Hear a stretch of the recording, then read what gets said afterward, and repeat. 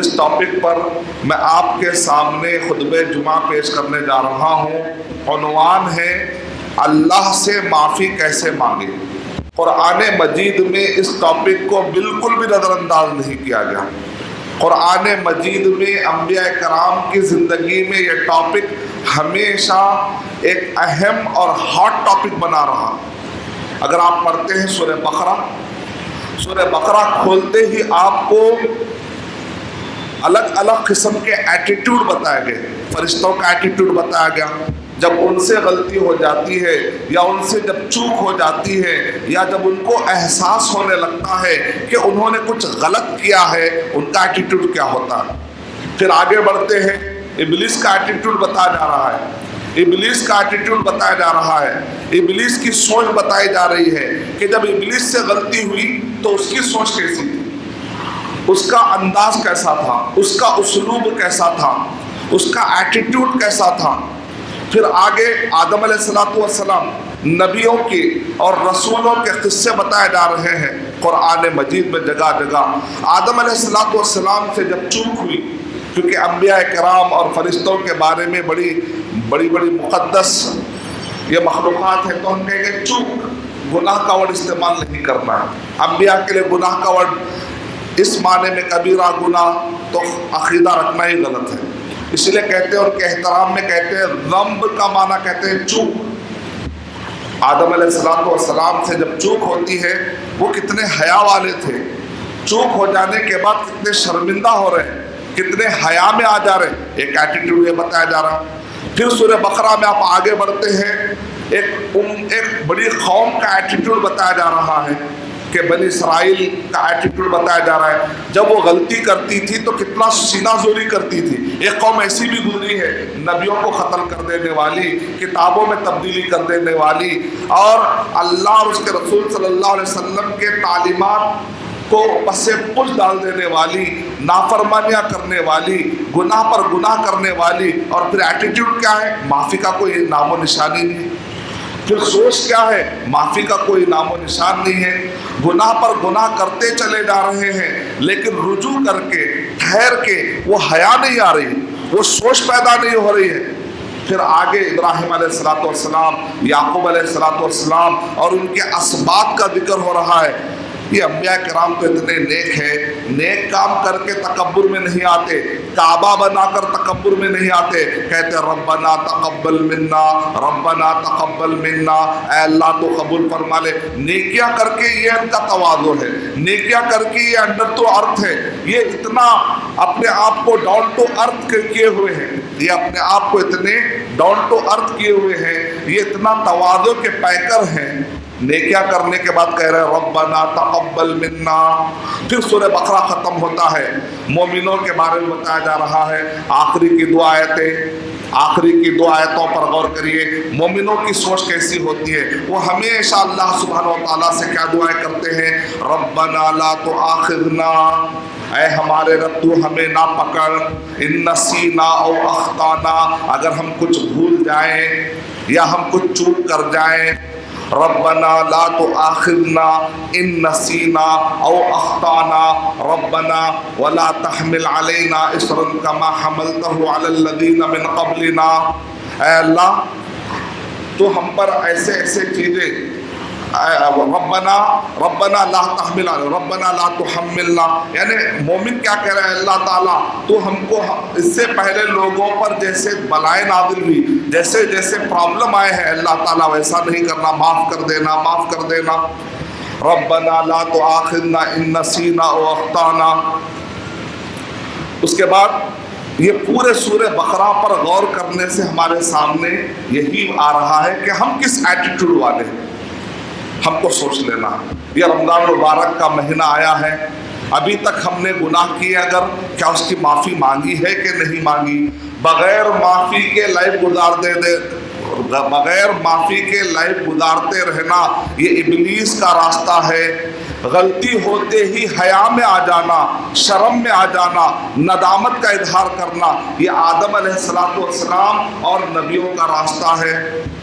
اللہ تعالیٰ نے فرشتوں سے جب کہا وَإِذْ قَالَ رَبُّكَ لِلْمَلَائِكَةِ إِنِّي جَاعِلٌ فِي الْأَرْضِ خَلِيفَةً، اور جب کہا وَإِذْ قَالَ رَبُّكَ، اور جب کہا تمہارے رب نے إِنِّي جَاعِلٌ فِي الْأَرْضِ خَلِيفَةً کہ زمین میں ایک خلیفہ بنانے والا ہوں۔ خلیفہ مانے ایسی مخلوق جس کی جنریشن کے بعد جنریشن آتے رہے گی، نسل کے بعد نسل آتے رہے گی۔ عربی زبان میں اس کو کہتے ہیں خلیفہ۔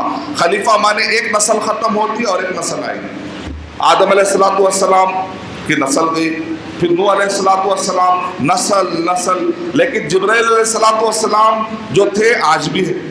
ایسا نہیں کہ فرشتے بدل گئے، ایسا نہیں کہ فرشتے بدل گئے، کیونکہ فرشتوں کے اندر یہ نسل والا انداز نہیں ہے، لیکن جو آدم علیہ السلام کے جو مخلوق ہے نا، اس میں نسل کا اسٹائل اللہ نے بنایا۔ تو اللہ تعالیٰ نے کہا میں ایک ایسی مخلوق بنانے جا رہا ہوں جن کی نسل کے بعد نسل، ایک نسل ختم ہوگی اور ایک نسل آئے گی، ایک نسل ختم ہوگی اور ایک نسل آئے گی، ایک ایسی مخلوق بنانے جا رہا ہوں۔ وَإِذْ قَالَ رَبُّكَ لِلْمَلَائِكَةِ إِنِّي جَاعِلٌ فِي الْأَرْضِ خَلِيفَةً قَالُوا أَتَجْعَلُ فِيهَا مَن يُفْسِدُ فِيهَا وَيَسْفِكُ الدِّمَاءَ وَنَحْنُ نُسَبِّحُ بِحَمْدِكَ وَنُقَدِّسُ لَكَ۔ تو فرشتے کیا کہتے ہیں، اے اللہ سبحانہ و تعالی، آپ ایک ایسی مخلوق کو کیوں، یہ ایسی مخلوق جو ہے فساد مچائے گی، خون بہائے گی، ہم ہیں نا تیری تسبیح بیان کر رہے ہیں حمد و ثنا کے ساتھ، تیری تقدیر بیان کرنے کے لیے ہم ہیں نا۔ وَنَحْنُ نُسَبِّحُ بِحَمْدِكَ وَنُقَدِّسُ لَكَ قَالَ إِنِّي أَعْلَمُ مَا لَا تَعْلَمُونَ۔ اللہ تعالیٰ نے کہا میں وہ جانتا ہوں جو تم نہیں جانتے۔ قال انی اعلم ما لا تعلمون وعلم آدم الاسماء كلها ثم عرضهم على الملائكة فقال انبئوني باسماء هؤلاء ان كنتم صادقين قالوا سبحانك لا علم لنا الا ما علمتنا انك انت العليم الحكيم۔ اب یہاں پر مفسرین ایک نقطہ دیتے ہیں، سورہ تحریم پڑھنے سے پتہ چلتا ہے کہ فرشتوں کا جو ایٹیٹیوڈ ہے، اللہ نے جو فرشتوں کو بنایا وہ کس ٹائپ کا ہے، لا يعصون اللہ ما امرهم ويفعلون ما يؤمرون، وہ اللہ کی نافرمانی نہیں کرتے، جو حکم ہوتا ہے کر گزرتے، یہ ان کا ایٹیٹیوڈ ہے۔ یعنی ایسا نہیں کہ ان کو جیسا انسان ہے اچھا یا برا کرنے کی آزادی دی گئی، فرشتوں کو ایسا نہیں ہے، بس وہ اچھا ہی کرتے رہتے، اچھا ہی کرتے رہتے، نور سے بنے ہوئے اچھا ہی کرتے رہتے ہیں اور بس حکم دیتے ہی کرتے ہیں۔ مفسرین کہتے ہیں کہ بعض اوقات اللہ سبحانہ و تعالیٰ انہیں سوال کرنے کی اور پوچھنے کی بھی طاقت دے دیتے ہیں۔ اس وقت پر اللہ تعالیٰ نے جب آدم علیہ السلام کو اللہ تعالیٰ بنانے کا ارادہ کر رہے تھے تو اس وقت پر اللہ سبحانہ و تعالیٰ نے فرشتوں کو پوچھنے کی طاقت، تھوڑی سوچنے کی طاقت، تھوڑا سوال کرنے کی طاقت اللہ نے دی، لیکن جنرلی فرشتوں کا طریقہ کیا ہے، وہ پوچھتے نہیں، جو حکم ہوتا ہے کرتے چلے جاتے ہیں۔ لیکن اللہ نے آدم علیہ السلام اور ان کی جو نسل ہے، یہ بنی آدم ہے، ان کو ایک خاص برین دیا ہے، وہ کیا ہے، ایک علم حاصل کرنے کی طاقت۔ یہ ایک برین جو ہے آدم ذات کے اندر ہے، فرشتوں کے اندر یہ برین نہیں ہے۔ اگر ہم انسان علم حاصل نہیں کریں گے، اچھے اور برے میں فرق، حق اور باطل میں فرق کرنے کی طاقت حاصل کرنے کے اگر علم حاصل نہیں کریں گے، یا تو ہم جانور بن جائیں گے یا تو ابلیس کے ایٹیٹیوڈ میں مبتلا ہو جائیں گے۔ اب فرشتہ بننے کی کوشش تو نہیں کریں گے نا کہ بھئی چلو فرشتوں کے پاس بھی نہیں، ہم بھی نہیں۔ کہہ رہے ہیں کہ کچھ دیر کے اللہ سبحانہ و تعالیٰ موقع دیتے ہیں کبھی فرشتوں کو بھی سوال کرنے کا، تو فرشتوں نے اس وقت پر ایک سوال اٹھایا تھا، لیکن جیسے ہی فرشتوں کو احساس ہو گیا، قالوا سبحانک لا علم لنا الا ما علمتنا، یہ سیکھنا ہے، یہ چیز سیکھنا ہے ہم کو۔ کہا سبحانک، اے اللہ تیری ذات پاک ہے، عیب ہمارے اندر ہے، اللہ تیرے اندر عیب نہیں، ہم کو سمجھ میں نہیں آتا، بندے کو سمجھ میں نہیں آتا، بندہ بڑا نادان ہے، جیسے سمجھ میں آ جاتا ہے کہنا عیب میرے اندر ہے، اللہ تیرے اندر نہیں۔ قالوا سبحانک لا علم لنا، ہمیں سمجھ میں نہیں آتا کہ نمازیں کیوں ہیں، ہمیں سمجھ میں نہیں آتا کہ روزوں کو فرض کیوں کیا گیا، لا علم لنا، اللہ ہمیں علم نہیں ہے، بس تیری ذات پاک ہے، تو نے دیا ہوگا تو حکمت ہوگی اس کے اندر، فائدہ ہی ہوگا میرا، مجھے سمجھنے کی کوشش نہیں کرنا ہے، مجھے تو نے کہہ دیا نا تو حکیم ہے، تو علیم ہے، بس مجھے کر گزرنا ہے۔ یہ ایٹیٹیوڈ، یہ سوچ، یہ وچار پیدا ہونا ہے۔ قالوا سبحانك لا علم لنا الا ما علمتنا انك انت العلیم الحکیم، اے اللہ ہمارے پاس کوئی علم نہیں سوائے اس کے جو تو نے دیا، تو علیم ہے، تو حکیم ہے۔ چلے پھر آگے بات بڑھ رہی ہے۔ وعلم آدم الاسماء كلها ثم عرضهم على الملائكة فقال انبئوني باسماء هؤلاء ان كنتم صادقين قالوا سبحانك لا علم لنا الا ما علمتنا انك انت العليم الحكيم قال يا آدم انبئهم باسمائهم فلما انبأهم باسمائهم، اے آدم ذرا ان کو نام تو بتا دو۔ اس کا مطلب مفسرین کہتے ہیں اس سے پہلے وہ ساری چیزیں موجود تھی جن کے نام بتائے گئے، یعنی آدم علیہ السلام سے پہلے آسمانوں اور زمینوں کو سجا دیا گیا تھا۔ فلما انبأهم باسمائهم، اور جب آدم علیہ السلام نے ان کو نام بتا دیے تو اللہ تعالیٰ نے کیا کہا؟ فلما انبأهم باسمائهم قال الم اقل لكم اني اعلم غیب السماوات والارض واعلم ما تبدون وما كنتم تكتمون، آسمان اور زمین کے غیب کو کیا میں نہیں جانتا؟ اور جو کچھ بھی تم چھپا رہے تھے کیا اس چیز کو میں نہیں جانتا؟ یعنی مطلب یہ ہے کہ ایک قصہ اینڈ، اس قصے میں ہم نے کیا سیکھا؟ فرشتے ہمیشہ اللہ کی طرف رجوع ہو جاتے ہیں۔ جو نیک آدمی ہوتا ہے رجوع ہو جاتا ہے، اپنے گناہوں کا احساس کرنے لگتا ہے، اپنے ماضی کو یاد کر کے وہ ندامت کے آنسو بہانے لگتا ہے، وہ کہتا ہے کہ نہیں نہیں نہیں اب سے میں سدھر جاؤں گا، یہ احساس۔ اب آگے وَإِذْ قُلْنَا لِلْمَلَائِكَةِ اسْجُدُوا لِآدَمَ فَسَجَدُوا إِلَّا إِبْلِيسَ۔ اب اور ایک ایٹیٹیوڈ بتایا جا رہا، اور جب ہم نے کہا فرشتوں سے کہ سجدہ کرو آدم علیہ السلام کو، تو سب نے سجدہ کر دیا سوائے ابلیس کے۔ اچھا، اب غلطی کرنے کے بعد کیا اس کو شرمندگی ہے؟ شرمندگی نہیں، وہ پوچھتا ہاں کیا غلطی، ہاں میں زمین لے لیا کسی کی، ہاں میں چوری کیا، ہاں میں نے رشوت لی، ہاں میں نے شراب پی لی، یہی ایٹیٹیوڈ ہوتا۔ کون پوچھنے والا ہے مجھے؟ میں نے بہن کا حق مارا، میں نے بھائی کا حق مارا، میں نے اس کو ستایا، میں نے اس کو ستایا، احساس ہی نہیں ہے۔ لیکن آدم علیہ السلام کو کتنا احساس تھا۔ اگر احساس نہیں ہے اور آپ اس کو کچھ توجیہ دے رہے ہیں، جسٹیفائی کرنے کی کوشش کر رہے ہیں، اس کا ایک معنی غلط نکالنے کی کوشش کر رہے ہیں، یہ ابلیس کا راستہ ہے۔ کیا کہا؟ ابا واستکبر وکان من الکافرین۔ یہاں غلطی ہونے کے بعد ابلیس کا ایٹیٹیوڈ کیا ہے معلوم؟ انکار کیا، تکبر کیا۔ سورہ اعراف کے اندر بتایا گیا کہ اس کے تکبر کی کیفیت کیا تھی۔ اس نے کہا قال انا خیر من، میں تو آدم سے بہتر ہوں، خلقتنی من نار وخلقتہ من طین، مجھے اے اللہ تو نے خود پیدا ہو گیا، بھی نہیں کہہ رہا، مانتا ہے رب مانتا ہے لیکن عبادت کرنے تیار نہیں، ماننے تیار نہیں، اطاعت کرنے تیار نہیں ہے۔ صرف رب مان لینا کافی نہیں ہے۔ کئی مسلمان ہیں اللہ کو مانتے ہیں لیکن اللہ کی نہیں مانتے، یہی تو فرق ہے نا۔ ابلیس بھی اللہ کو مانتا تھا لیکن اللہ کی نہیں مانتا تھا۔ انبیاء کرام اللہ کو بھی مانتے تھے، اللہ کی بھی مانتے تھے۔ آج کئی مسلمان ہیں اللہ کو مانتے ہیں لیکن اللہ کی نہیں مانتے، اپنے نفس کی مانتے، اپنے عقل کی مانتے ہیں، آباء و اجداد کی مانتے ہیں، اپنے بنائے ہوئے انسانوں کے بنائے ہوئے نظام کو مانتے ہیں، سسٹم کو مانتے ہیں، لیکن وہ اللہ کی نہیں مانتے۔ پھر ابلیس میں ہم میں کیا فرق ہو گیا؟ کئی گناہ کرتے ہیں احساس نہیں ہے، بہت سے عقیدے میں کہا جا رہے ہیں عبادت، عقیدے میں شرک ہو رہا ہے احساس نہیں، عبادتوں میں بدعتیں ہو رہے احساس نہیں، معاملات میں حرام کام ہو رہا ہے احساس نہیں، اخلاقیات دن بدن گرتے چلے جا رہے، زبان خراب، غیبت، چغل خوری، ایٹیٹیوڈ، تکبر، حسد، جلن، کینہ، کپٹ بڑھتے جا رہا ہے، بڑھتے جا رہا ہے، کم ہونے کا نام نہیں ہے، رجوع ہونے کا کوئی نام نہیں ہے، یہ حالت ہوتے جا رہی۔ لیکن جو ابلیس کے راستے پر چلنے کا ارادہ کر چکے ہیں وہ اپنا ایٹیٹیوڈ کیسے بدلیں گے؟ ابا واستکبر، غلطی ہونے کے بعد الٹا کہہ رہا ہے، آگ اوپر جاتی ہے نا، مٹی نیچے جاتی ہے نا، تو سجدہ وہ کرنا نا، مٹی نیچے گرتی ہے، مٹی میں کمزوری ہے، آگ تو اوپر جاتی ہے، اوپر والا نیچے کو کیسے سجدہ کرے گا؟ اللہ کے مقابلے میں عقل لڑاتے ہو۔ اول من قاس ابلیس، قیاس باطل کہتے ہیں اس کو، اللہ کا حکم آنے کے بعد عقل لڑانا ابلیس کی چال ہے۔ اللہ کے احکامات آنے کے بعد اپنے نفس کے پیچھے چلے جانا، خواہشات کے پیچھے چلے جانا، یہ ابلیس کا راستہ ہے۔ اللہ تعالیٰ ہمیں سے بچائے، یہ ایٹیٹیوڈ سے اللہ بچائے۔ ابا واستکبر وکان من الکافرین۔ چلیے اب دوسرا قصہ، تیسرا قصہ وَقُلْنَا يَا آدَمُ اسْكُنْ أَنْتَ وَزَوْجُكَ الْجَنَّةَ، اے آدم تم اور تمہاری بیوی اس جنت میں تم رہو. وَقُلْنَا یا آدم اسکن انت وزوجک الجنہ وکلا منہا رغدا حیث شئتما، کھاؤ پیو آرامی کے ساتھ مزے کرتے ہوئے جو چاہے کھاؤ. ولا تقربا هذه الشجرة فتكونا من الظالمین، لیکن اس درخت کے قریب نہ جانا. اللہ تعالیٰ کہتے ہیں اس کے قریب نہیں جانا، یہ حرام کام کے قریب نہیں جانا، سود کے قریب نہیں جانا.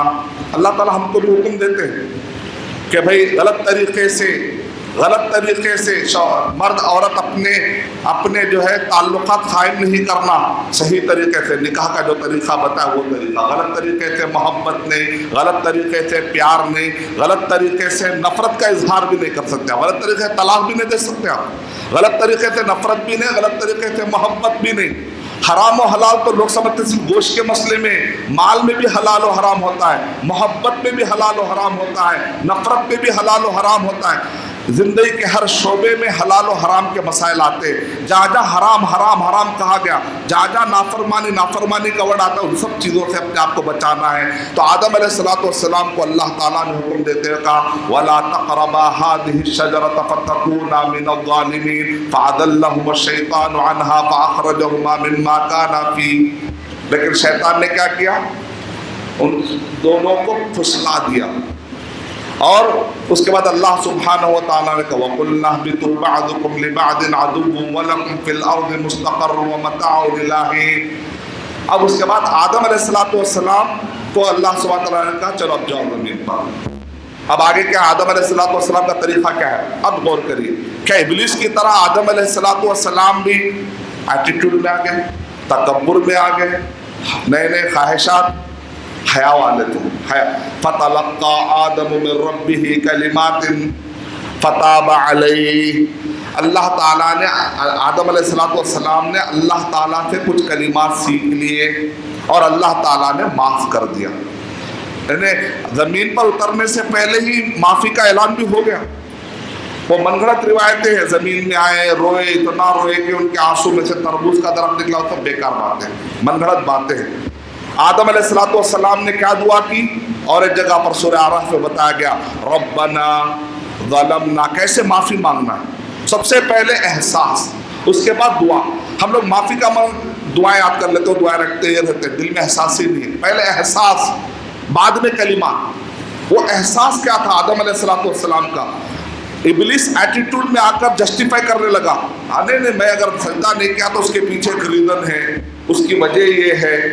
آدم علیہ السلام کا طریقہ ایسا نہیں ہے. ابن کثیر رحمۃ اللہ علیہ نے قصص الانبیاء کے اندر روایتیں جمع کی ہیں. شیخ ابراہیم العلی نے قصص الانبیاء میں آتھینٹک واقعات جمع کیے. اس میں سے ایک واقعہ میں بتاتا ہوں آپ کو. آدم علیہ السلام سے جب غلطی ہوئی تو وہ حیا میں درختوں میں ادھر دوسرے درخت، جس درخت کے قریب نہیں جانے کے لیے کہا، دوسرے درخت تو تھے نا، تو دوسرے درختوں میں چھپنے کے لیے ادھر ادھر جا رہے تھے. قرآن میں بتایا گیا نا پتے لینے کو اس کے، کیونکہ ان کے سطر جو ہے ان کے سطر کھول دیے گئے تھے. یعنی بیچارے اتنے حیا میں آ چکے تھے کہ غلطی ہو گئی، چوک ہو گئی. اللہ نے جس چیز سے روکا تھا وہ کام ہو گیا. یہ جو ایٹیٹیوڈ ہے نا اللہ کو بہت پسند ہے. بندہ جب غلطی کر لیتا ہے اس کے بعد جو احساس سے ندامت ہوتی ہے. کہتے ہیں کہ آدم علیہ السلام ادھر ادھر اللہ کا سامنا نہیں کرنا چاہ رہے تھے، کہیں نہ کہیں بچ کر جاؤں گا. مثال طور پہ آپ جس کا بہت احترام کرتے ہیں، اگر کچھ چوک ہو جاتی ہے تو آپ کیا کرتے ہیں؟ اس آدمی کے آنکھ میں آنکھ نہیں ڈالتے. اچھے انسان، شریف انسان ہے کہ علامت ہوتی ہے کہ آپ ندامت میں اس کے آنکھ میں آنکھ نہیں ڈالتے.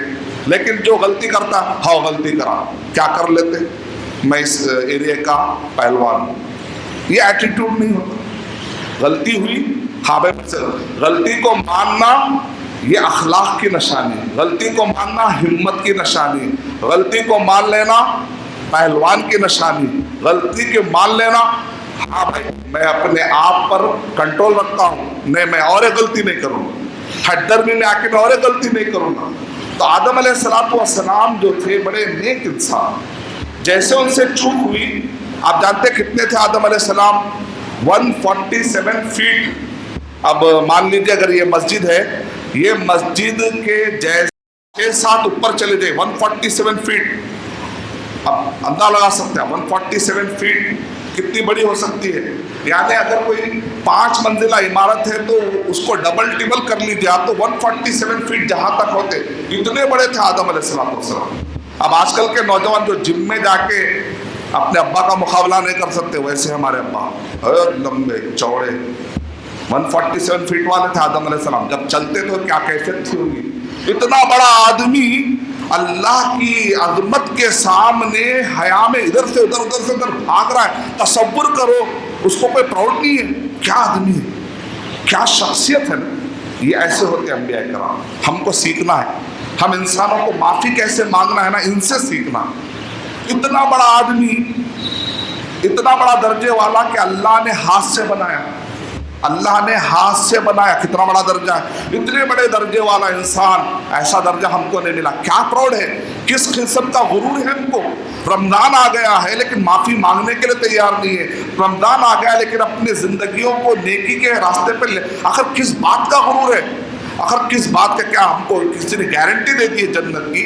आखिर किसी ने गारंटी दे दी है कि अब नहीं मरने वाले, 4-5 साल के बाद मरने वाले, कभी भी मर सकते हैं ना।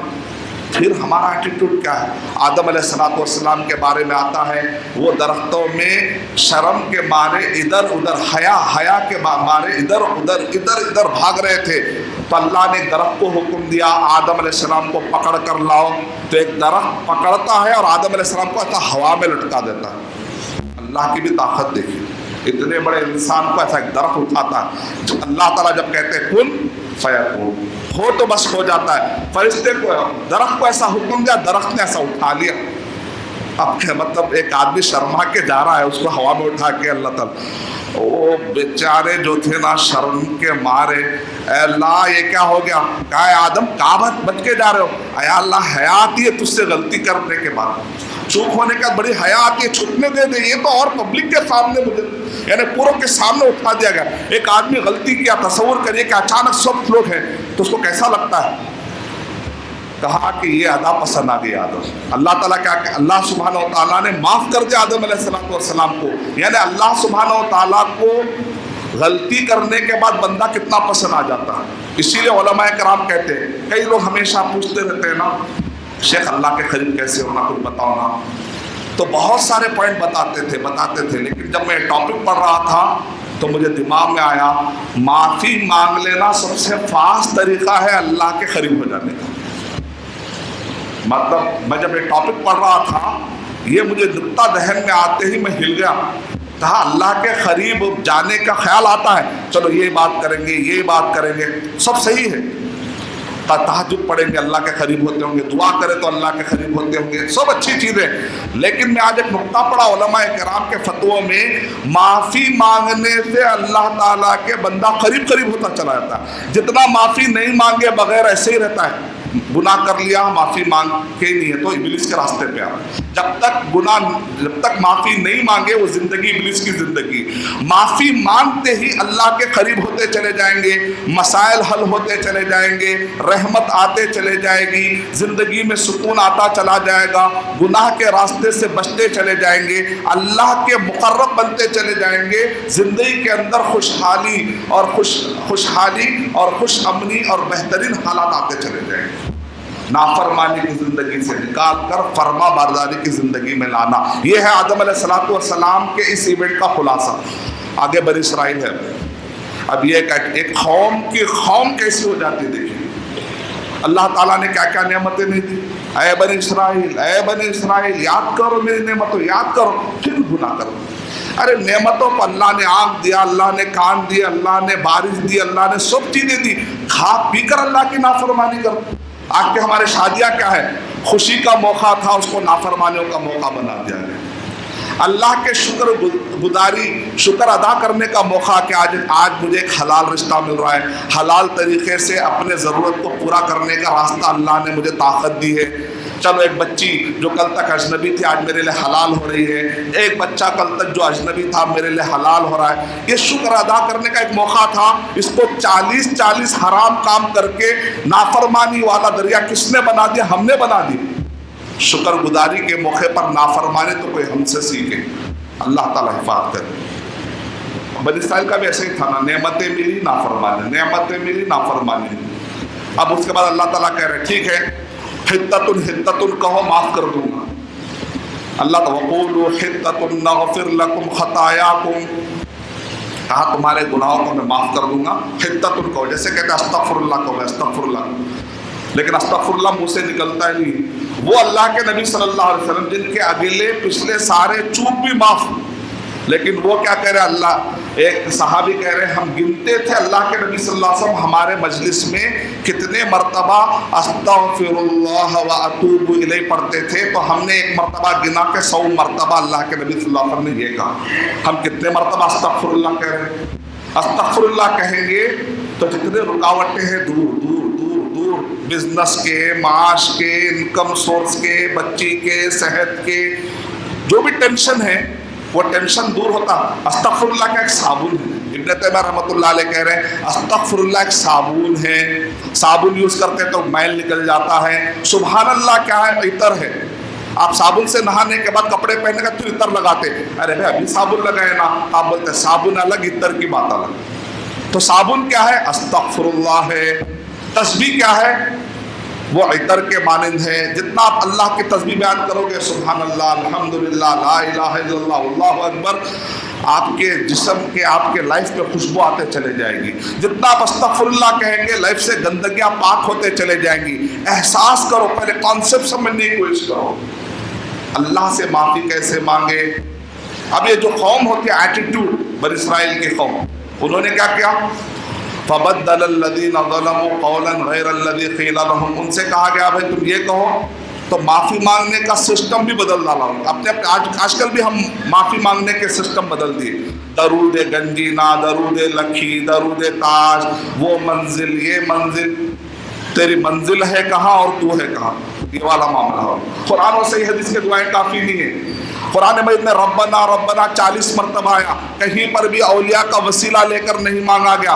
بندہ نئی دعا نکال لے رہا ہے، اولیاء کا وسیلہ لے کر اور کہہ رہا ہے اے اللہ، اللہ کے نبی کے واسطے سے مانگتا ہوں، اللہ کے نبی صلی اللہ علیہ وسلم کے صدقے طفیل میں مانگتا ہوں۔ یہ دعائیں کیا ضرورت ہے بھائی اپنی طرف سے من گھڑت دعاؤں کی؟ ربنا ربنا قرآن مجید کی دعائیں کافی نہیں ہے کیا؟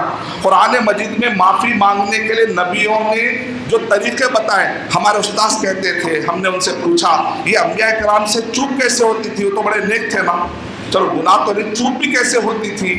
تو ہمارے استاد نے بہت پیارا جواب دیا، کہا کہ اللہ نے نبیوں سے چوک کروائی تاکہ ہم کو معافی مانگنے کا سسٹم مل جائے، اس میں بھی ہمارا فائدہ ہے۔ یعنی بندہ گناہ کرے گا تو واپس اللہ کے پاس کیسے جانا، اس کا کوئی طریقہ تو بتائے کوئی۔ یہ انبیاء کرام آ کے ہم کو یہ بھی طریقہ بتا دیتے ہیں۔ وہ چوک ہوتی ہے، وہ حیا میں آتے ہیں، پریشان ہوتے ہیں، پھر ایک طریقہ بتاتے ہیں۔ وہ طریقہ سب سے پہلا طریقہ ہے کہ ان کی دعائیں یاد کرنا شروع کر دیجیے۔ ربنا ظلمنا انفسنا، اے ہمارے رب، ظلمنا انفسنا، ہم نے اپنے آپ پر بہت ظلم کیا ہے، وَإِن لَّمْ تَغْفِرْ لَنَا، کیا ہے دیکھیں اپنے آپ گرا دے رہا بندہ، اگر آپ نہیں معاف کریں گے، آپ رحم نہیں کھائیں گے تو آپ کہاں جائیں گے؟ یعنی پوری طریقے سے کہہ رہا میں کسی، یعنی اللہ کو پسند ہے دعا کے دوران کہ آپ یہ ثابت کریں کہ اللہ کے علاوہ کہیں اور در پہ میں نہیں جاؤں گا۔ اس لیے آپ دیکھیے وہ دعائیں جس کے اندر توحید کا ذکر ہے اور وہ دعائیں جس کے اندر شرک سے بری ہونے کا ذکر ہے، ان دعاؤں کی عجیب فضیلتیں وارد ہوئی۔ یعنی اللہ پہ پسند ہے کہ بندہ اس انداز میں کرے کہ اللہ تیرا علاوہ کوئی ہے ہی نہیں، یہ انداز میں کرنا، ایسا نہیں ہے آمین معلوم ہی نہیں دیتے ٹھیک ہے اولیاء سے لے لیتا ہوں، یہ انداز نہیں چلے گا۔ آپ نہیں دیتے ٹھیک ہے محمد صلی اللہ علیہ وسلم سے بولو، یہ نہیں چلے گا، یہ بوگس طریقہ ہے، فیک، ڈپلیکیٹ، بیکار، جعلی۔ اللہ حفاظت فرمائے۔ نبیوں کا طریقہ کیا ہے؟ وَإِن لَّمْ تَغْفِرْ لَنَا، آپ معاف نہیں کریں گے، آپ کے رب کوئی ہے ہی نہیں بھائی، وَتَرْحَمْنَا، اگر آپ رحم نہیں کھائیں گے، لَنَكُونَنَّ مِنَ الْخَاسِرِينَ، تو اے اللہ سبحانہ و تعالیٰ ہم تو خسارے میں آ جائیں گے نا۔ کیا انداز ہے؟ یہ انداز ہونا چاہیے۔ یعنی انبیاء کرام، بنی اسرائیل کا ایٹیٹیوڈ کیا ہے؟ ان کو کہا گیا حتۃ، قولوا حتۃ، قولوا حتۃ، تو انہوں نے اس کو بھی بدل ڈالا۔ اتنے ظالم تھے اس وقت میں بھی ان کو جو گناہ صدری، فبدل الذین ظلموا قولا غیر الذی قیل لهم، فَأَنزَلْنَا عَلَى الَّذِينَ ظَلَمُوا رِجْزًا مِّنَ السَّمَاءِ بِمَا كَانُوا يَفْسُقُونَ. تو اللہ تعالیٰ کہہ رہے ہم نے آسمان سے عذاب کا کوڑا نازل کیا. جب قوم جو ہے استغفر اللہ بولنے کے لیے بھی تیار نہیں ہوتی ہے تب تو اللہ کا عذاب آ جاتا ہے. اب دیکھنا یہ ہے کہ ہم دن میں کتنے مرتبہ استغفر اللہ کہتے ہیں. اللہ کے نبی صلی اللہ علیہ وسلم 100 مرتبہ کہہ رہے ہیں تو ہم تو بس کہتے چلے جائیں کہتے چلے جائیں کہتے چلے, پتہ نہیں کتنے گناہ ہو رہے ہیں, کتنے نمازیں چھوٹ رہے ہیں. وہاں کعبہ بنا کر بھی کہہ رہے ہیں ربنا تقبل منا. اچھا قرآن مجید میں غور کر کے دیکھیں آپ, سورہ نصر میں اذا جاء نصر اللہ والفتح ورأيت الناس يدخلون في دين الله افواجا فسبح بحمد ربك واستغفر. فتح آ گئی, نصرت آ گئی تو خوش ہو جاؤ. نہیں کہہ رہے اے اللہ کے نبی صلی اللہ علیہ وسلم تسبیح بیان کرو اور استغفر اللہ کو. حضرت عائشہ رضی اللہ تعالیٰ عنہ کہتے ہیں کہ اللہ کے نبی صلی اللہ علیہ وسلم بار بار سبحان اللہ اور سبحانک اللہم و بحمدک استغفرک, تسبیح اور استغفار خوب بڑھا دیے فتح مکہ کے بعد. تو پوچھا گیا کہ اللہ کے نبی صلی اللہ علیہ وسلم فتح مکہ کے بعد آپ نے تو تسبیح اور استغفار اور بڑھا دیا. کہا کہ مجھے قرآن مجید میں اللہ نے حکم دیا, قرآن مجید میں اللہ نے حکم دیا ہے.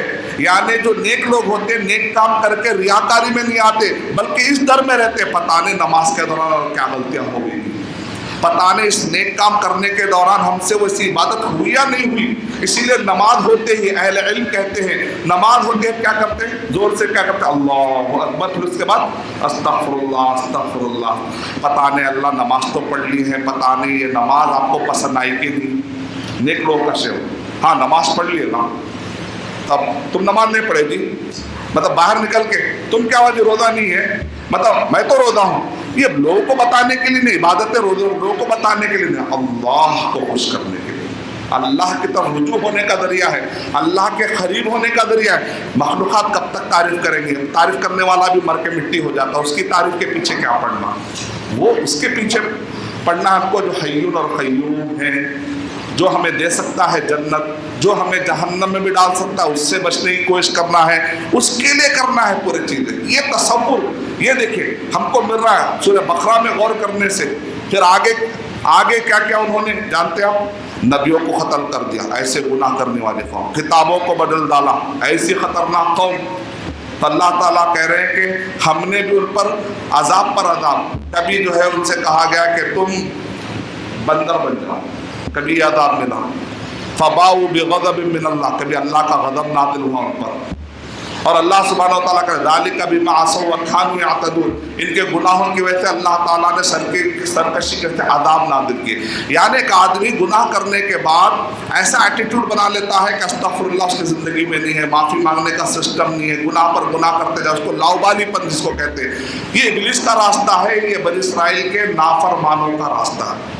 اور آخری میں پورا سورہ ختم ہو رہا ہے. یعنی سورہ بقرہ کیا ہے خلاصہ اگر غور کر کے دیکھیں, غلطیاں ہی غلطیاں, حیا ہی حیا, ایٹیٹیوڈ ہی ایٹیٹیوڈ, واپس رجوع ہونے کا طریقہ. اب دیکھنا ہے کہ ہم کون سے راستے پر جا رہے ہیں. سورہ بقرہ پڑھ لینے کے بعد اب قرآن مجید پڑھنے سے ہمیں الگ الگ قسم کی دعائیں ملتی ہیں.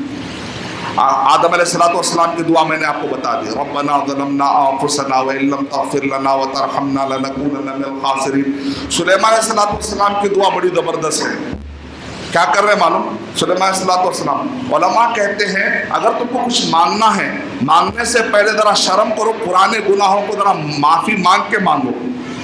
ایسا نہیں ہے کہ ہم بہت نیک ہیں نا دیو, یہ کوئی طریقہ نہیں. ہو سکتا کچھ گناہ ہو گئے ہوں گے جس کی وجہ سے رکاوٹ ہو رہی ہوگی, کیونکہ جب گناہ ہوتا ہے تو رکاوٹ بن جاتی ہے. جیسے ہی بندہ کوئی گناہ کرتا ہے تو اللہ تعالیٰ فرشتوں سے کہتے ہیں اس کی انکم سورس بند کر دو.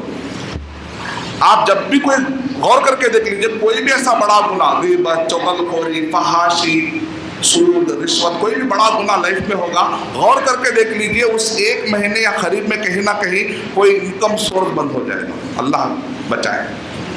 یعنی ڈائریکٹ خبر میں نہیں, دنیا میں بھی اس کے ایفیکٹس ہونا شروع ہو جاتے ہیں. ایک نوجوان نے کہا میں گناہ کر رہا تھا ارشد بھائی, لیکن آپ کا بیان سن کے میں بدل گیا, کیونکہ میں سمجھ رہا تھا خبر میں ملتے نا, جب تک دیکھیں گے, ابھی تو چلنے دو لائف. لیکن آپ بیان میں بولے دنیا میں بھی ایفیکٹ شروع ہو جاتے, میں بولا جان دو اچھی نہیں لگی. بہتر ہے اللہ کو منا لو, یہ نعمتیں نعمتیں ہو جائیں گی انشاءاللہ, نعمتیں ہی نعمتیں. اب کیا کرنا ہے, پہلے دعا کیسے مانگنا ہے, الحمدللہ رب العالمین پھر اس کے بعد درود. سب سے بہترین درود کو ہوتا ہے جو درود ابراہیمی نماز میں پڑھا جاتا ہے. نماز میں جو ہم پڑھتے ہیں اللہم صلی علی محمد وعلی آل محمد کما صلیت علی ابراہیم وعلی آل ابراہیم انک حمید مجید اللہم بارک علی محمد وعلی آل محمد کما بارکت علی ابراہیم وعلی آل ابراہیم انک حمید مجید. ابن قیم رحمۃ اللہ علیہ کہہ رہے ہیں آخری میں بھی ایڈ کر لیجیے. 2 درود کے درمیان تمہاری دعائیں سیف سائڈ آسمان تک پہنچ جائیں گی انشاءاللہ.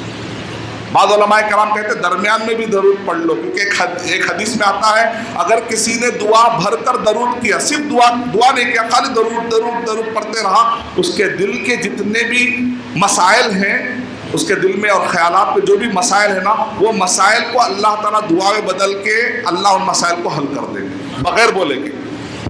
اگر آپ خالی درود پڑھتے چلے گئے، مانگے نہیں، شرم آ رہی ہے اللہ تعالیٰ سے مانگنے، میں خالی درود ہی پڑھتا چلو الحمدللہ رب العالمین، اس کا خالی درود. ایک صحابی نے آ کر کہا اللہ کے نبی اگر میں پوری دعا درود پڑھنا شروع کر دوں تو اللہ کے نبی صلی اللہ علیہ وسلم نے کہا تیرے ہر مسئلے کے لیے اللہ کافی ہو جائے گا. اللہ کو محمد صلی اللہ علیہ وسلم کتنے پسند ہیں، اللہ تعالیٰ کو محمد صلی اللہ علیہ وسلم کتنے پسند ہیں. خالی درود پڑھتے ہیں تو آپ کے مسائل حل ہوتے چلے جائیں گے. الحمدللہ رب العالمین. درود آخری میں درود، ٹھیک ہے. اس کے بعد علماء کرام کہہ رہے ہیں استغفر، ابھی دعا ابھی مت کرو، ابھی بھی دعا مت مانگو، اپنی چیز ابھی بھی مت رکھو. اللہ کی تعریف، محمد صلی اللہ علیہ وسلم پر درود، پھر استغفر اللہ پڑھتے رہو. یہ کہاں سے نکالے؟ سلیمان علیہ السلام کی دعا پہ غور کریے. سورہ صاد سورہ نمبر 38 کی آیت نمبر 35 پر غور کریے. اس کے اندر بتایا گیا رب اغفر لی، اے اللہ تو مجھے معاف کر دے. اس کے بعد مانگ رہے وَهَبْ لِي مُلْكًا لَا يَنبَغِي لِأَحَدٍ مِّن بَعْدِي. اب مانگ رہے اور مجھے تو ایسی حکومت دے، پھر ویسی حکومت میرے بعد کسی کو نہیں ملنا. عجیب دعا ہے نہیں؟ آپ کیا کہتے ہیں اللہ مجھے ایسا کاروبار دے پورے شہر میں میرے ٹکر میں کوئی نہ رہنا. لیکن سلیمان صلی اللہ علیہ وسلم کیا بول رہے ہیں اب کے دور میں نہیں، آنے والے دور میں بھی میرے ٹکر کا کوئی بھی نہ رہنا. کیا یقین ہے اللہ پر نہیں؟ ایسا یقین سے ماننا. ہم کیا وہاں سے ملتا کہ نہیں ملتا کہ چلو بھائی اولیاء کے پاس، یہ رات تو کچھ بھی نہ ملتا کہ نہیں، آمین، محنت تو کرنا ہی پڑتا، دیے تھا تو نہیں دکھ رہا. یہ ایٹیٹیوڈ ہے ہمارا. لیکن یہاں کیا ایٹیٹیوڈ ہے؟ اللہ پہلے معافی، ہتھیار پہلے ڈال دینا، سرنڈر. میں جو کرا تیرا بندہ ہے، معاف کر دے. اب میں کچھ مانگنا، اب منگنا بھی ہے بندے کو کچھ. پہلے گناہ معافی بھی کرانا ہے، پھر منگنا بھی ہے. اب اتنا بے غیرت ہے کہ معافی مانگ ہی نہیں رہا، یہ دیو. اچھا دیتے بھائی اللہ تعالیٰ، وہ تو بغیر مانگے، تم جب ماں کے پیٹ میں تھے نا، بغیر مانگے 9 مہینے اللہ دے دیے. اللہ کے رحیم اور رحمان کے بارے میں زیادہ مت سوچو. بغیر مانگے وہ تم کو 9 مہینے کھلا ڈالا پیٹ میں. وہ کیسا وہ مرحلہ تھا ہوگا اس وقت خیال کر لیا اللہ تعالیٰ. اس کے رحمان اور رحیم کے بارے میں شک مت کرو. تم اپنا ایٹیٹیوڈ دیکھو. دعا تم معافی مانگنے سے پہلے کیا تم معافی مانگ رہے؟ سلیمان صلی اللہ علیہ وسلم کہہ رہے ربی حب لی، پہلے کہ رب اغفر لی وہب لی، اے اللہ تو مجھے معاف فرما دے اور تو مجھے ایسی بادشاہت دے کہ میرے بعد بھی ایسی بادشاہت کسی کو نہ ملے. ایک مرتبہ اللہ کے نبی صلی اللہ علیہ وسلم جن کو پکڑ کے ایسا گلا متے تو اس کا لعاب جو ہاتھ پہ پڑا تھا، اللہ کے نبی صلی اللہ علیہ وسلم نے کہا اس کا لعاب ٹھنڈا تھا. لیکن مجھے خیال آیا سلیمان علیہ السلام نے دعا کی تھی کہ اللہ میرے بعد ایسی حکومت کسی کو نہ ملے. کہا کہ چل تجھے آزاد کرتا ہوں، تجھ پر تو حکومت ملی تھی سلیمان علیہ السلام کو، تو میں نے چھوڑ دیا، ورنہ میرا آیا تھا کہ اس کو باندھ کے رکھوں. آج کئی لوگ کہتے ہیں جنوں کو بوتل میں ڈال کے رکھا ہوں. یہ حدیث پڑھو، یہ سب غلط طریقے چھوڑو. ڈراتے لوگ کو جنوں میرے پاس اتنے جن ہیں، میں اتنے جن کو باندھ کر رکھا ہوں. جائز نہیں ایسا رکھنا، ان سے استفادہ کرنا جائز نہیں. اللہ حفاظت فرمائے. اس کا کرے وہاب اللہ تعالیٰ نے دی کہ نہیں دی، دعا دی. ہاں طریقہ بتایا جا رہا.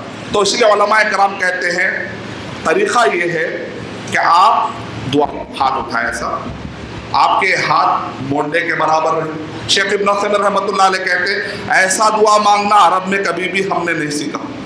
آپ کس سے مانگے، آپ دیا تو نیچے گرے گا. مانگنا مطلب ہاتھ ملانا ہی ہے. اس کے علاوہ عرب میں ہم کو مانگنے کا اور اس کے علاوہ کوئی تصور نہیں آتا عربی زبان میں. اور یہ ایسا بھی نارمل طریقہ یہ نارمل. بہت زیادہ تکلیف میں ہے اتنا، بارش کے بھی تکلیف ہے، بارش نہیں ہے اتنا کہ بغل دکھ جائے. یہ 3 طریقے، اس کے علاوہ کوئی اور طریقہ ہمیں نہیں ملا. 3 طریقے. الحمدللہ، اس کے بعد درود، اس کے بعد استغفراللہ خوب پڑھنا، اس کے بعد دعائیں کرنا ہے۔ اب اس سے دعائیں کہتے ہیں تو توبہ کرنے کا طریقہ 5 چیزیں اپنے اندر ہونی چاہیے۔ پہلی چیز یہ ہے کہ آدمی احساس کرے کہ مجھ سے کیا غلطی ہوئی۔ دوسرا ہے جو گناہ ہے وہ گناہ کو نکالے، وہ گناہ بھی چل رہا ہے استغفراللہ بھی چل رہا ہے، استغفراللہ بھی چل رہا ہے، وہ سود کا مکان بھی ہے، وہ رشوت بھی چل رہا ہے، وہ فحاشی بھی چل رہی ہے۔ پہلے وہ برائی دماغ سے نکالنا، وہ گناہ کے قریب نہیں جا رہا۔ اس کے بعد جو ہوا ہے اس کے اوپر احساس ہونا کہ اے اللہ مجھ سے واقعی غلطی ہوئی، احساس ہونا ہے۔ خالص اللہ کے لیے کرنا، کسی کے ڈر سے نہیں، کسی کو دکھانے کے لیے نہیں، ارے ان کو دکھانے نہیں، بیوی کو دکھانے، شوہر کو دکھانے، بھائی کو دکھانے، نہیں، خالص اللہ کے لیے ہونا ہے۔ اس کی طرف واپس نہیں آؤں گا بول کر دماغ میں پکا ارادہ کرنا ہے، اور اس کے بعد اللہ سبحانہ تعالیٰ گڑ گڑا کر جو دعائیں طریقے ثابت ہیں ان سے مانگنا، نئے من گھڑت طریقے نکال کر نہیں۔ جو دعائیں ہیں، سب سے بہترین دعا سید الاستغفار، اللہم انت ربی لا الہ الا انت خلقتنی، اے اللہ تو میرا رب ہے، لا الہ الا انت خلقتنی، تو ہی نے تو مجھے پیدا کیا۔ دیکھیں بندہ کیا کرا، پہلے اعتراف کرا، وَأَنَا عَبْدُكَ، میں تیرا بندہ ہوں، وَأَنَا عَلَىٰ عَهْدِكَ، میں تیرے وعدے پر قائم ہوں۔ کیا کہہ رہا ہے؟ لا الہ الا انت، اللہم انت ربی لا الہ الا انت خلقتنی وانا عبدک وانا علی عہدک ووعدک، تیرے وعدے پر قائم ہوں، مستطعت اعوذ بک۔ اب ابھی تک اللہ کی تعریف کر رہا تھا بندہ، اللہ تعالیٰ اس میں معافی مانگنے کا طریقہ بتا رہے ہیں۔ یہ سید الاستغفار کہتے ہیں، استغفر اللہ کہنے کے طریقے، رب اغفر لی بھی پڑھ سکتے ہیں، استغفر اللہ ہی پڑھ سکتے ہیں آپ، استغفر اللہ الذی لا الہ الا هو الحی القیوم واتوب الیہ پڑھیں گے، جنگ سے بھی بھاگ کے آگے تو وہ گناہ بھی معاف ہو جائے گا، اتنا بڑا گناہ بھی معاف ہو جائے گا۔ بہت طریقے ہیں، ربنا ظلمنا انفسنا وان لم تغفر لنا وترحمنا لنکونن من الخاسرین، رب اغفر لی وارحمنی واجبرنی وارفعنی واہدنی وعافنی وارزقنی۔ بہت راستے ہیں، التحیات میں پڑھتے آپ اللہم انی ظلمت نفسی ظلما کثیرا ولا یغفر الذنوب الا انت۔ بہت راستے ہیں، بہت طریقے ہیں معافی مانگنے کے۔ ربنا اننا سمعنا منادی ینادی للایمان ان آمنوا بربکم فآمنا ربنا فاغفر لنا ذنوبنا وکفر عنا سیئاتنا وتوفنا مع الابرار ربنا وآتنا ما وعدتنا على رسلك ولا تخزنا یوم القیامہ انک لا تخلف المیعاد۔ یہ بھی ایک طریقہ ہے، لیکن پورے طریقوں میں سید الاستغفار کیا ہے، یہ دعا ہے۔ کیوں؟ اس لیے کہ اس کے اندر اللہ تعالیٰ نے بندے کو اللہ سے کیسے معافی مانگنا ہے وہ بھی سکھا دیا۔ کیسا کا معافی مانگنا ہے؟ پہلے اللہ کی عظمت بیان کرنا، اس کے بعد آہستہ سے اپنے گناہ رکھ دینا۔ کیا طریقہ؟ اللہم انت ربی لا الہ الا انت وانا عبدک وانا علی عہدک ووعدک ما استطعت۔ اس کے بعد بندہ آہستہ، اعوذ بک من شر ما صنعت، میں تیری پناہ میں آنا چاہتا ہوں جو کچھ بھی میں نے برا کیا ہے۔ اعوذ بک من شر ما صنعت ابوء لک بنعمتک، تیری نعمت کو احساس کرتے میں واپس لوٹنا چاہتا ہوں، گناہ سے دور ہو گیا تھا نا۔ ابوء لک بنعمتک علی وابوء لک بذنبی، اب میرے گناہ لے کے تیرے دربار میں آ رہا ہوں، فاغفر لی، آ گیا مطلب پر بندہ، معاف کر دے، فاغفر لی فانہ لا یغفر الذنوب الا انت، تیرے علاوہ کوئی ہے ہی نہیں معاف کرنے والا۔ ڈال دے پورا ہتھیار، نکل آئے گی اللہ کے پاس سے رحمتیں، برکتیں تیری زندگی میں۔ میں اللہ تعالیٰ سے دعا کرتا ہوں کہ اللہ سبحانہ و تعالیٰ مجھے اور آپ سب کو اللہ سبحانہ و تعالیٰ کے تعلیمات کا احترام کرنے والا بنائے، گناہوں کی زندگی سے دور ہو کر اللہ کے فرما برداری والی زندگی میں آنے کے اللہ توفیق عطا فرمائے۔ آمین وآخر دعوانا۔